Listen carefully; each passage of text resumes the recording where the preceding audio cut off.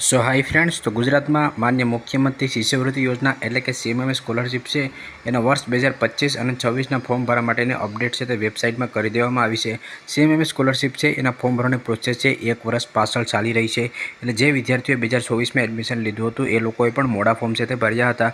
2025માં તમામ સ્કોલરશિપ જેમ કે વાયએસવાય ડીજા ગુજરાત ફ્રીશિપ કાર્ડ એ સ્કોલરશિપ જમા થઈ ગઈ છે, પરંતુ હજુ સુધી સીએમએમએસ સ્કોલરશિપના ફોર્મ ભરવાની પ્રોસેસ પણ ચાલુ કરવામાં આવી નથી. પરંતુ વેબસાઇટમાં અપડેટ આવી ગઈ છે એટલે એક સારા સમાચાર આપણે ગણી શકીએ કે ટૂંક સમયમાં તમારી ફોર્મ ભરવાની પ્રોસેસ છે તે ચાલુ થઈ શકે એમ છે.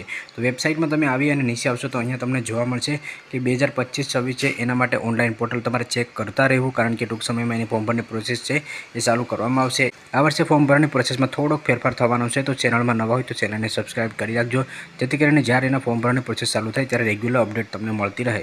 નીચે તમે જોઈ શકશો કે 2025-26ની અરજીઓ અંતર્ગત તમામ કેટેગરીના ડોક્યુમેન્ટ 31/3/2026 કે તેની પહેલીની સ્થિતિના જ માન્ય ગણાય છે. ઘણા વિદ્યાર્થીઓને આવકનું પ્રમાણપત્ર છે એ 3 વર્ષ માટે જ માન્ય હોય છે, તો આ તારીખ છે એ તમને લાગુ પડતી હોય છે. એટલે કે 31/3/2026 પહેલાંનું માન્ય ડોક્યુમેન્ટ જ તમારી પાસે હોવું જોઈએ. તો હાલ અત્યારે આ જ વેબસાઇટમાં અપડેટ આપવામાં આવી છે. જ્યારે તમારા ફોર્મ ભરવાની પ્રોસેસ ચાલુ થશે ત્યારે હું તમને લોકોને ઇન્સ્ટાગ્રામમાં પણ અપડેટ છે તે કરી દઈશ. જો તમને આ વિડીયો પસંદ હોય તો લાઇક કરજો અને ચેનલમાં ન હોય તો ચેનલને સબસ્ક્રાઈબ કરવાનું ભૂલશો નહીં.